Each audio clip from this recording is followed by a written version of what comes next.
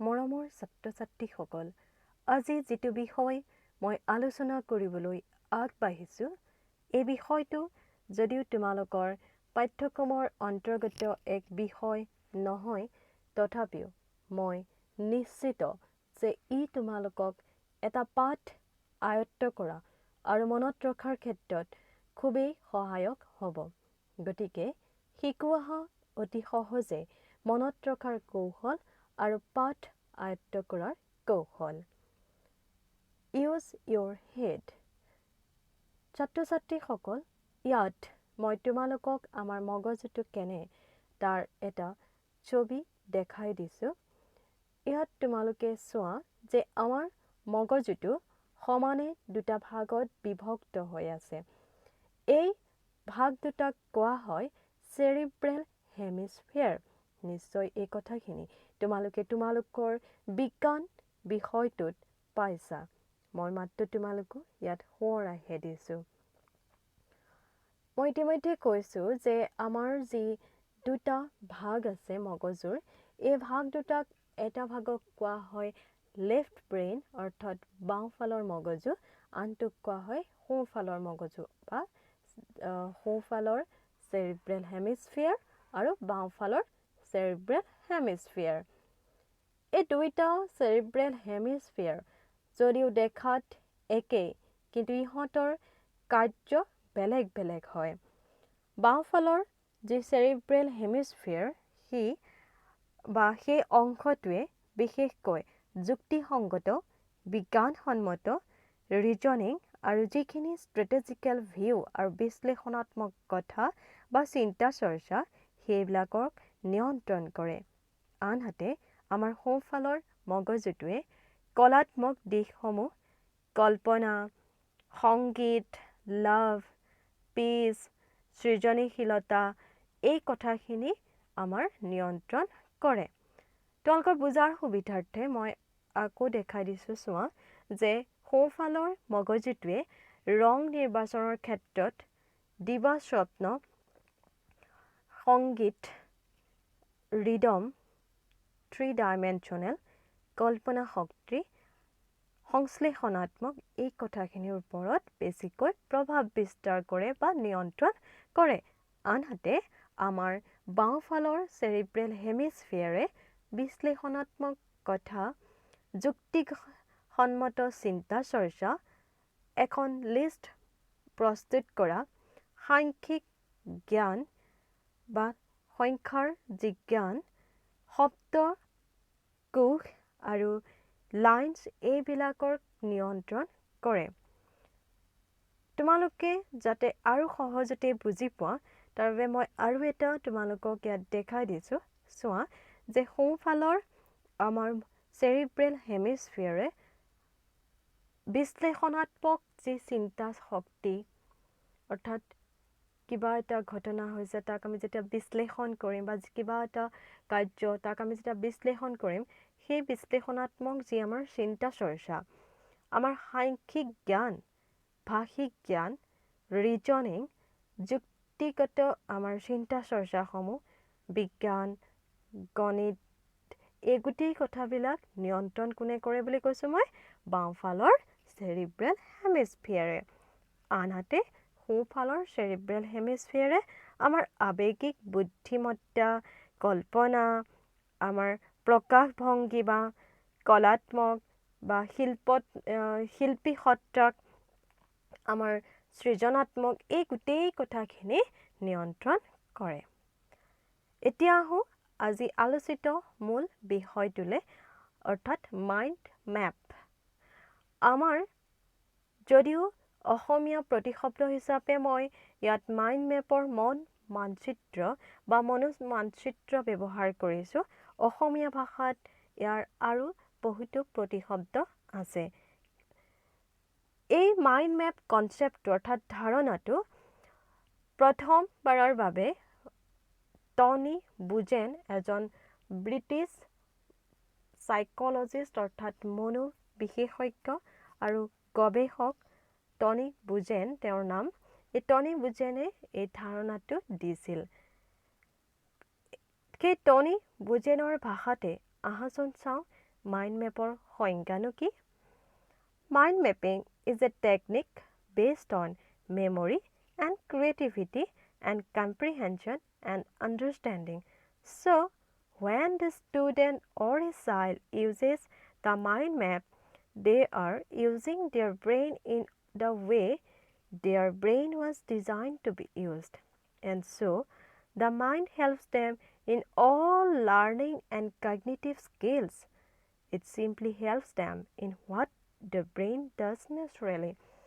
অৰ্থাৎ মাইণ্ড মেপৰ যি কৌশল সেই কৌশলটোৱে টনি বুজেনৰ মতে যে আমাৰ স্মৃতি সৃজনীশীলতা আমাৰ উপলব্ধি কৰিব পৰা ক্ষমতা বৌদ্ধিক ক্ষমতা বৃদ্ধি কৰে ই একোজন ছাত্ৰ ছাত্ৰী বা শিক্ষাৰ্থী যেতিয়া তেওঁলোক মাইণ্ড মেপ অৰ্থাৎ যেতিয়া তেওঁলোকে ব্যৱহাৰ কৰিব সেই মাইণ্ড মেপ ব্যৱহাৰ কৰিলে তেওঁলোকৰ যি পঢ়াৰ কৌশল অৰ্থাৎ শিকন কৌশল আৰু চিন্তা শক্তি তথা সমস্যা সমাধান কৰিব পৰা যি দক্ষতা সেই দক্ষতা বহুগুণে বৃদ্ধি কৰে কাৰণ তেওঁলোকে মাইণ্ড মেপখন ব্যৱহাৰ কৰিলে তেওঁলোকে যি ধৰণে শিকিব বিচাৰে ঠিক তেনে ধৰণেই শিকিবলৈ সক্ষম হয় তোমালোকক যাতে আৰু ভাল ধৰণে বুজি পোৱা তাৰ কাৰণে মই আৰু কেইটামান তথ্য ইয়াত দাঙি ধৰিছোঁ কেইটামান গৱেষণাৰ তথ্য পল ফাৰাণ্ড ফাৰ্জিনা হুজেইন এনিট হেনেছি এওঁলোক একোজন মনোবিদ আৰু তেওঁলোকে গৱেষণা কৰি পাইছিল যে mind mapping technique can improve learning and study efficiency up to 15% over conventional note taking. অৰ্থাৎ আমাৰ যি নোট টেকিং অৰ্থাৎ টোকা প্ৰস্তুতকৰণ সেই টোকা প্ৰস্তুতকৰণ যি পদ্ধতি শিকাৰ সেই টোকা প্ৰস্তুতকৰণ কৰা পদ্ধতিতকৈ এই মাইণ্ড মেপ যেতিয়া আমি যদিহে ব্যৱহাৰ কৰোঁ শিক্ষাৰ ক্ষেত্ৰত বা পাঠ এটা আয়ত্ত কৰাৰ ক্ষেত্ৰত তেতিয়াহ'লে ই 15% বেছি কাৰ্যক্ষম বা আমাৰ মনত বেছিকৈ ৰৈ যাব কথাখিনি বা এটা পাঠ বেছি ভালকৈ আমি আয়ত্ত কৰিব পাৰিম আকৌ চোৱা এইচ টয় তেওঁ 2009 চনত গৱেষণা তথ্য এটা প্ৰকাশ কৰিছিল আৰু তেওঁ কৈছে যে mind mapping can help children recall words more effectively than using lists with improvements in memory of up to 32%. অৰ্থাৎ মাইণ্ড মেপ যদি এটা শিশু অৰ্থাৎ এজন শিক্ষাৰ্থী অৰ্থাৎ যদিহে তেওঁ পঢ়াৰ ক্ষেত্ৰত বা ৰিকলৰ ক্ষেত্ৰত অৰ্থাৎ মনত ৰখাৰ ক্ষেত্ৰত বা পাঠ এটা আয়ত্ত কৰাৰ ক্ষেত্ৰত যদিহে ব্যৱহাৰ কৰে তেতিয়াহ'লে ই তেওঁলোকৰ মনত অৰ্থাৎ সেই পাঠটো তেওঁলোকৰ মনত সৰ্বসাধাৰণ টোকা প্ৰস্তুতকৰণতকৈ 32% বেছি কাম কৰিব অৰ্থাৎ বেছি ই প্ৰভাৱ বিস্তাৰ কৰিব গতিকে চোৱাচোন ইমানখিনি গৱেষণাৰ তথ্যৰ পৰা সকলোৱে এটা কথাই আমাক কৈছে যে মাইণ্ড মেপিং পদ্ধতিটো বা কৌশলটো আমাৰ ছাত্ৰ ছাত্ৰীসকলৰ বাবে এটা পাঠ আয়ত্ত কৰা আৰু মনত ৰখাত খুবেই সহায়ক According to Tony Buzan, mind mapping is a two-dimensional note-taking technique with which a mind map is made using all the relevant knowledge about a specific subject.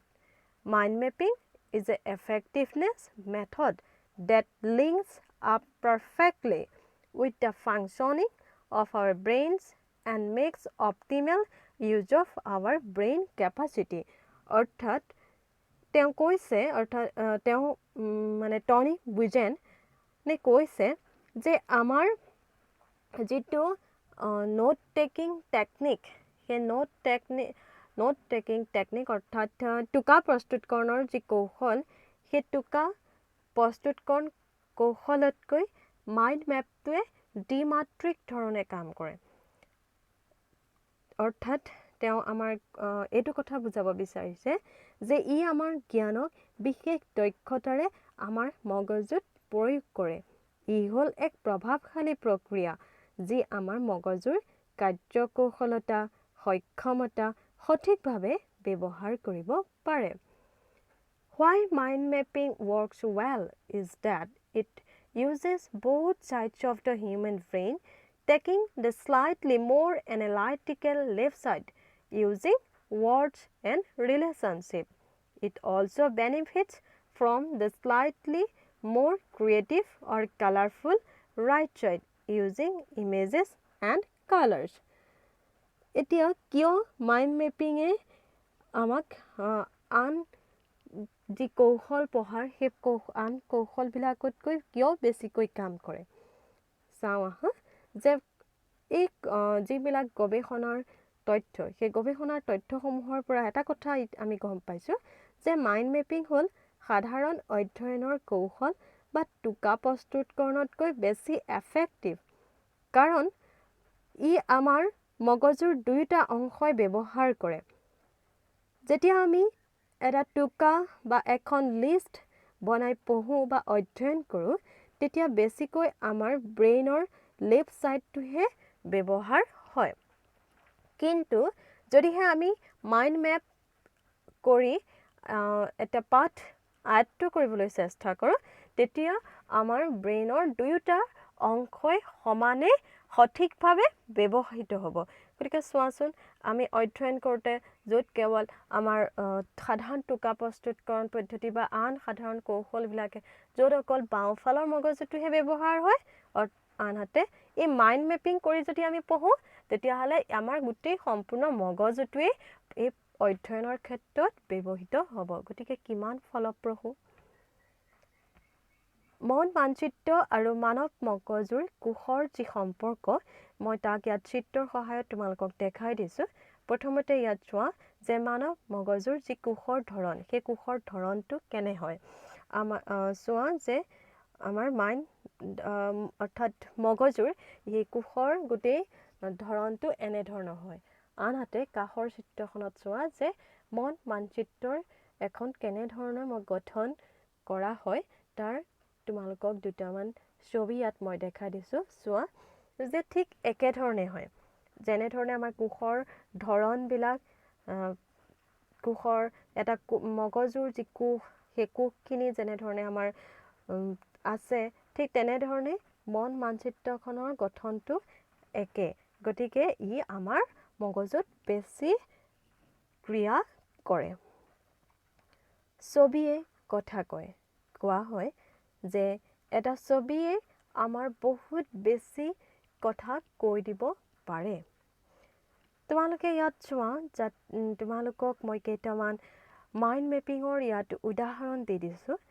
ইয়াত মই তোমালোকক কেৱল চাবৰ কাৰণেহে দিছোঁ এই উদাহৰণসমূহ চোৱা তেতিয়া তোমালোকে কেনেধৰণে মাইণ্ড মেপিং কৰা হয় কথাটো বুজি পাবা। এখন ছবি হাজাৰটা বাক্যৰ সমান।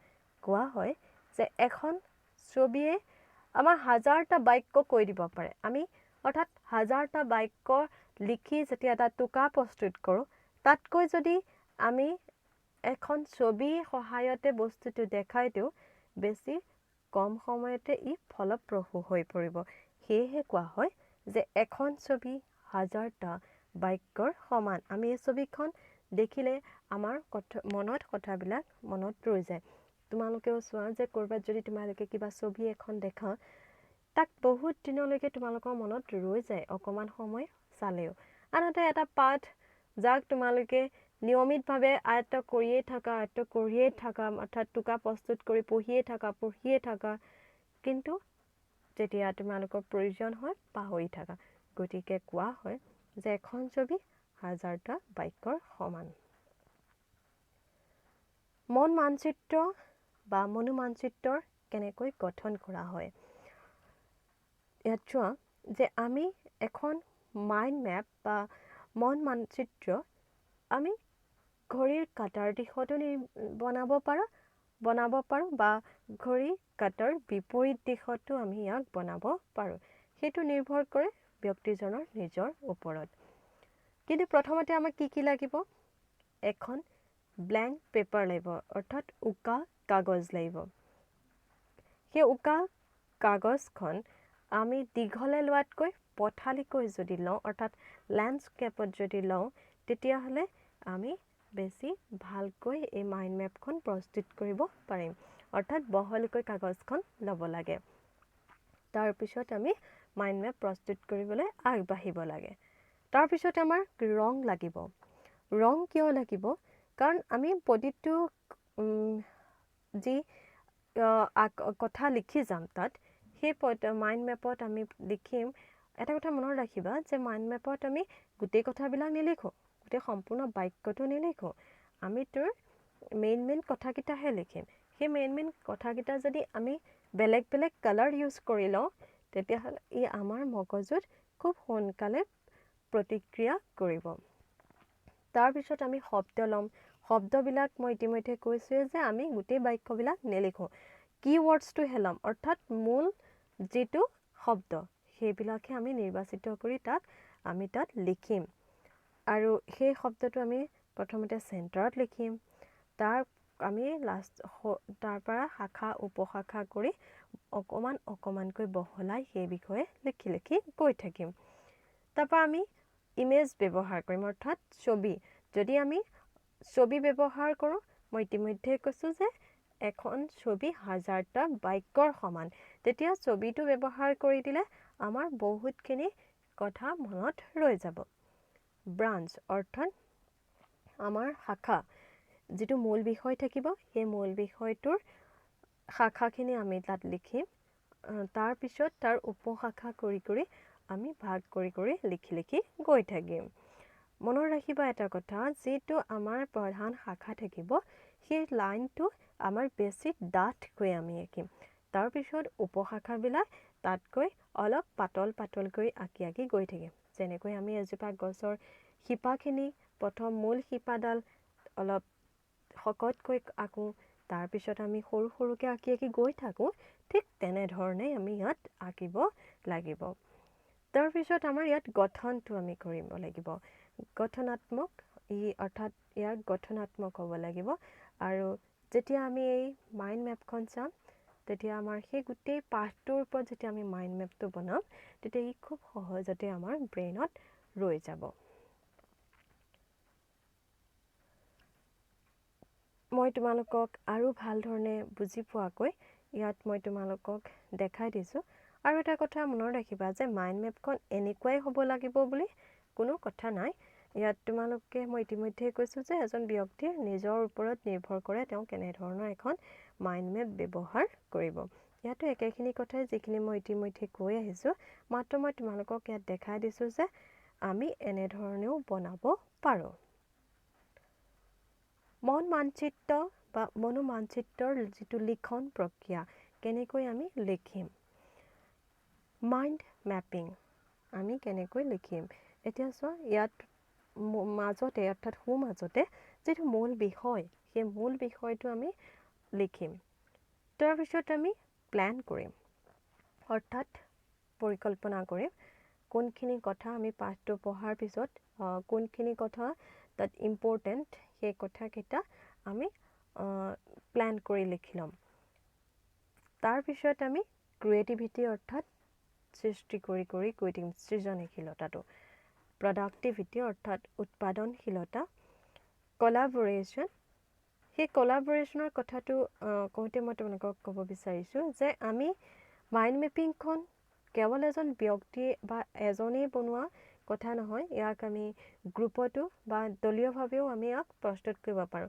যেনে ধৰক এটা ক্লাছত আমি ক্লাছটো হোৱাৰ পিছত আমি ক্লাছটোতনো কি কথাখিনি শিকিলোঁ যদি আমি দলীয়ভাৱে আলোচনা কৰি তাক মাইণ্ড মেপিঙৰ থ্ৰুৱেদি যদি বহীত কৰি লওঁ বা আঁকি লওঁ তেতিয়াহ'লে সেই পাঠটো ঘৰত তোমালোকে জাষ্ট মাইণ্ড মেপিংখন চাই দিলেই বহুতখিনি কথা মনত ৰৈ যাব আৰু ইয়াক আমি শ্বেয়াৰিং কৰিবলৈ শিকিম আৰু আমাৰ বন্ধুত্বও বাঢ়িব আৰু আমি যিটো কথা ক্লাছটো হৈ থাকোঁতে হয়তো পাহৰি গৈছিলোঁ সেই কথাখিনি শ্বেয়াৰ কৰাৰ ফলত আমাৰ মাইণ্ডত ৰৈ যাব গতিকে ই যথেষ্ট ফলপ্ৰসূ হ'ব তাৰপিছত আহিল ইয়াৰ বেনিফিটছখিনি, ইয়াৰ উপকাৰিতা কি কি, যে আমাৰ ইয়াৰ যথেষ্ট উপকাৰিতা আছে, যে আমি গোটেই পাঠটো এটা পুনৰালোচনা কৰিব পাৰোঁ মাইণ্ড মেপিঙৰ থ্ৰুৱেদি, আৰু মনত ৰখাটি খুবেই সহজ হৈ পৰিব। ইয়াক খুব সহজ আৰু আমাৰ মনোৰঞ্জনভাৱে, আৰু আমি অৰ্থাৎ ফান, অৰ্থাৎ আমি খুব শিকি আমি মানে হাতে কামে কৰি শিকা যিটো মজা, সেই মজাটো আমি ইয়াৰ পৰা ল'ব পাৰোঁ। মন মানচিত্ৰ বা মনোমানচিত্ৰৰ উপযোগিতা মই ইতিমধ্যে অকণমান তোমালোকক উল্লেখ কৰিছোঁৱে। ইয়াত মই বহলাই ক'ব বিচাৰিছোঁ যে ইয়াৰ যথেষ্টখিনি উপকাৰিতা আছে। এনালাইজিং অৰ্থাৎ বিশ্লেষণাত্মক শক্তি ই আমাৰ বৃদ্ধি কৰে।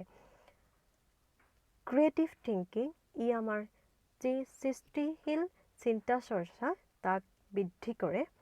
টিমৱৰ্ক ই আমাৰ দলীয়ভাৱে কাৰ্য কৰাত সহায়ক হয়।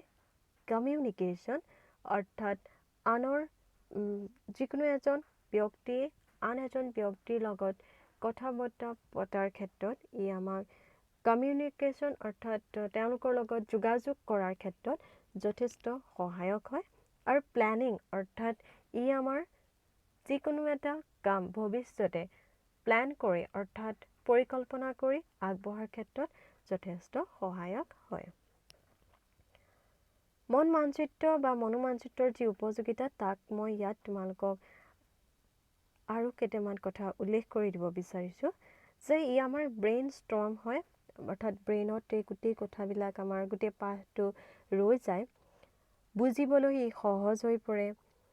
এই পাঠটোৰ লগত আৰু আমাৰ মগজুটোৰ যি সংযোগতা, এই কথাখিনি আমাৰ আয়ত্ত কৰাৰ ক্ষেত্ৰত এই পাঠ আৰু মগজুৰ যি ওতঃপ্ৰোত সংযোগ, সেই সংযোগ ই বৃদ্ধি কৰে। সাধাৰণ টোকা প্ৰস্তুতকৰণতকৈ ই আমাৰ বেছি ফলপ্ৰসূ হয়, আমাক মনত ৰখাৰ ক্ষেত্ৰত সহায় কৰে, আৰু যিকোনো এটা কাৰ্য আমি অৰ্গেনাইজ কৰাৰ ক্ষেত্ৰত ই আমাক সহায়ক হয়। গতিকে চোৱাচোন ছাত্ৰ ছাত্ৰীসকল, ই আমাক কিমান বেছি উপযোগী, কিমান বেছি ফলপ্ৰসূ। কেনেকৈ বনাবা? এতিয়া আহোঁ যে ইতিমধ্যে মই যথেষ্টখিনি কথা তোমালোকক মাইণ্ড মেপৰ ওপৰত কৈছোঁৱেই, কিন্তু এতিয়া আকৌ এবাৰ মই তোমালোকক কৈছোঁ যে কেনেকৈ ইয়াক বনাবা। যে মাইণ্ড মেপৰ যি গাইডলাইন মই ইয়াত তোমালোকক দি দিছোঁ, মূল কথাটো তোমালোকে চেণ্টাৰত স্পষ্টকৈ আৰু ষ্টাইলতে হওক আৰু ইয়াৰ মূল কথাটো লিখি ল'বা। তাৰপিছত লাহে লাহে তোমালোকে বিভিন্ন ৰং ব্যৱহাৰ কৰি ষ্টাৰ্ট কৰিবা।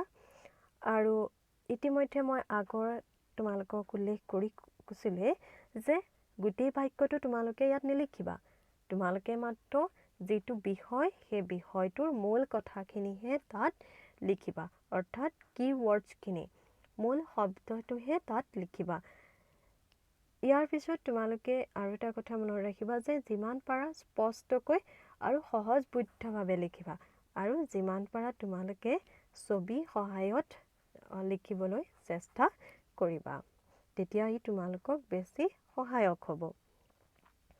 মন মানচিত্ৰ আৰু সাধাৰণ টোকা প্ৰস্তুত প্ৰণালীৰ পাৰ্থক্যসমূহনো কি? যে তোমালোকে চোৱা যে এখন মন মানচিত্ৰত যেতিয়া আমি প্ৰস্তুত কৰিম, সেই মন মানচিত্ৰখন প্ৰস্তুত কৰাৰ ক্ষেত্ৰত আমাৰ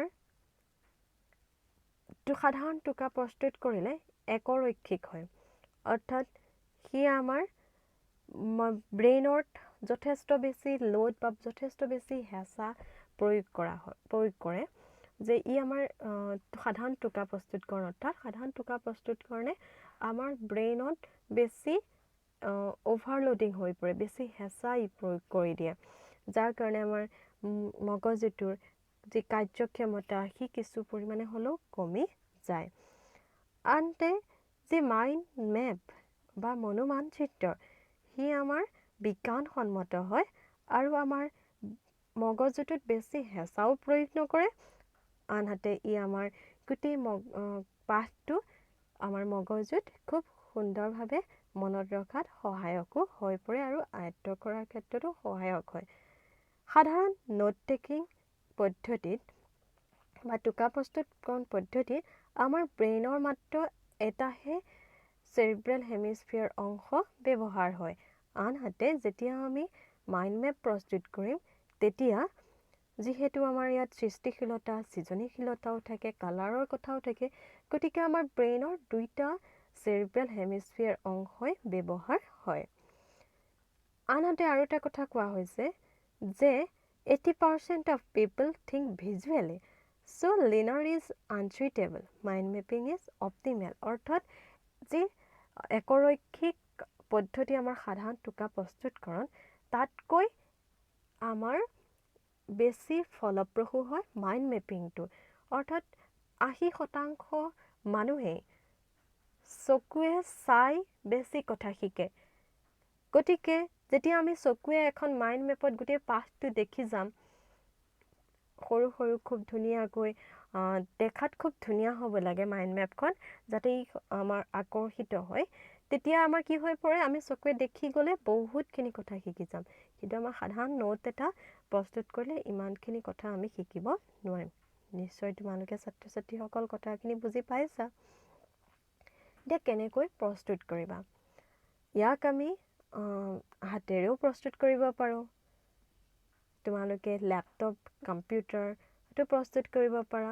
আনহাতে তোমালোকে ইয়াক তোমালোকৰ এণ্ড্ৰইড মোবাইলতো প্ৰস্তুত কৰিব পাৰা। কেনেকৈ প্ৰস্তুত কৰিবা সেই কথাটো মই ইতিমধ্যে কৈছোঁ, কিন্তু তাত এটা মই পাৰ্থক্য তোমালোকক দেখাই দিব বিচাৰিছোঁ যে নিজাকৈ যেতিয়া লিখিতভাৱে প্ৰস্তুত কৰিবা তাৰ উপযোগিতা কি আৰু কম্পিউটাৰত প্ৰস্তুত কৰাৰ যি উপযোগিতা সেইটো কি কি। চোৱা যে নিজাকৈ যেতিয়া লিখিতভাৱে প্ৰস্তুত কৰিবা তেতিয়া কামটো আমাৰ হাতে কামে কৰি শিকা।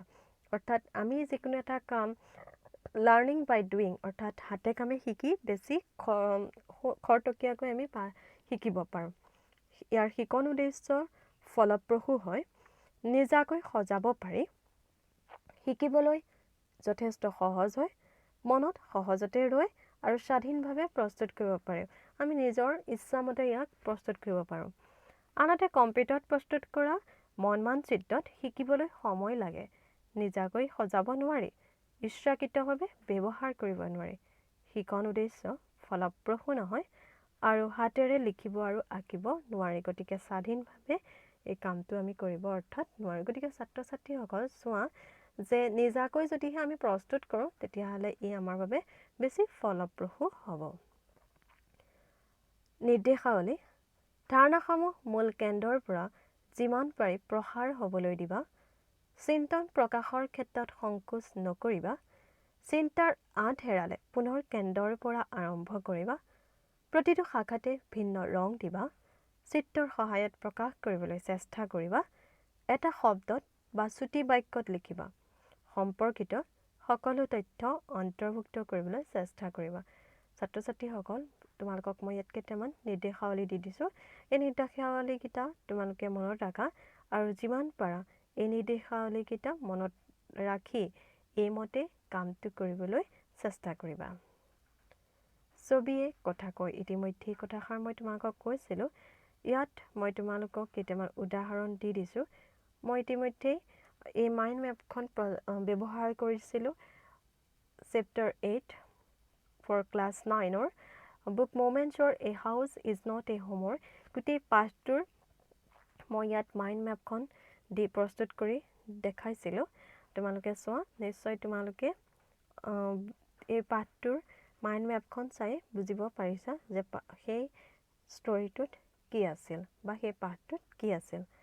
মই আৰু এখন তোমালোকক ইয়াত দেখাই দিছোঁ। ইয়াত ক্লাছ 8ৰ সমাজ বিজ্ঞান বিষয়ৰ অন্তৰ্গত পাঠ নং 1ৰ প্ৰাকৃতিক সম্পদ, যে আমি এনেধৰণে মই ইয়াত তোমালোকক উদাহৰণহে দিছোঁ যে ইয়াৰ মই মাইণ্ড মেপখন কেনেকৈ দেখাই দিছোঁ। আমি এনেধৰণে যেতিয়া এখন মাইণ্ড মেপ প্ৰস্তুত কৰিম তেতিয়া খুব সহজতে তোমালোকে গোটেই পাঠটো আয়ত্ত কৰিব পাৰিবা।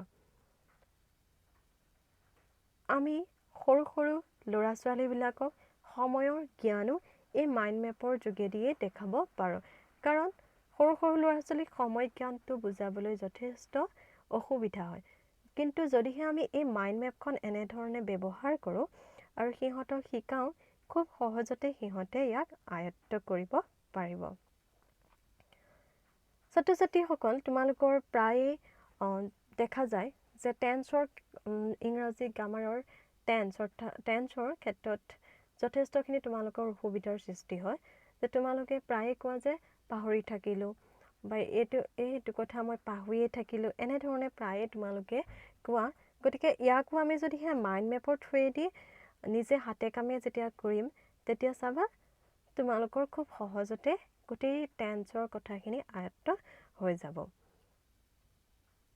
পাৰ্টছ অফ স্পীচ একেই মই ইয়াত কেইটামান উদাহৰণ তোমালোকক দেখাই দিছোঁ যদি আমি এনেধৰণে কৰোঁ খুব সহজতে আমি ইয়াক আয়ত্ত কৰিব পাৰিবা এটা আমি শ্ৰেণীকোঠাৰ নিয়মানুবৰ্তিতা শিকাবৰ ক্ষেত্ৰতো আমি এনেধৰণে মাইণ্ড মেপ এখন ব্যৱহাৰ কৰিব পাৰোঁ যে সময়মতে আমি আহিব লাগে পাংচুৱেলিটি ইউনিফৰ্ম পৰিধান কৰিব লাগে আমি কোনখিনি কথাত হেণ্ডছ আপ কৰিব লাগে কোনখিনি কথা আমি কেতিয়া আমি শুনিব লাগে কেনেকৈ আমি টিম ৱৰ্ক কৰিব লাগে কেতিয়া আমি হাঁহিব লাগে কেনেকৈ আমি সন্মান কৰিব লাগে এই গোটেই যিখিনি শ্ৰেণীকোঠাৰ নিয়মানুবৰ্তিতা এই গোটেই কথাখিনি আমি মাইণ্ড মেপৰ থ্ৰুৱেদিও সৰু সৰু ল'ৰা ছোৱালীবিলাকক আমি খুব সহজতে শিকাব পাৰোঁ